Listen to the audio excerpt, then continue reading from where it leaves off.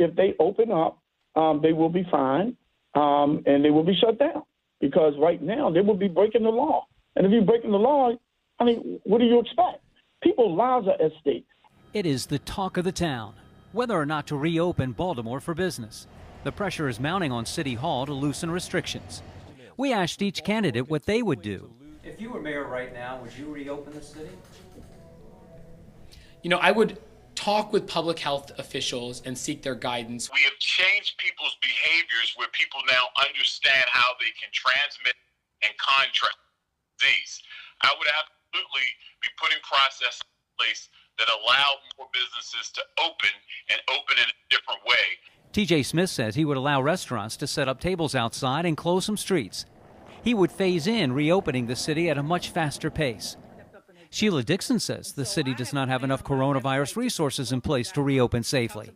Candidate Mary Miller agrees, adding she would use the city's rainy day fund to provide bridge financing to help small business. If you were mayor today, would you reopen Baltimore? No, I will continue to stay in a stay-at-home order. Meanwhile, the issues of getting voters' ballots continues. State House presiding officers want the number of walk-in voting centers to increase from 4 to 6.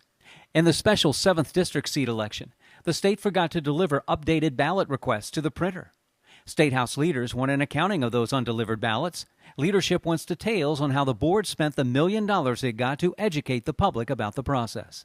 It's very frustrating. I have not gotten my ballot. I believe one area of the city might have gotten their ballots. There's an issue with the post offices. There are not enough people. I hear that people don't even get their mail on a regular basis.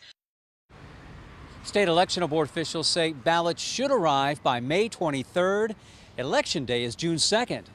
Reporting live from City Hall, David Collins, WBAL TV 11 News.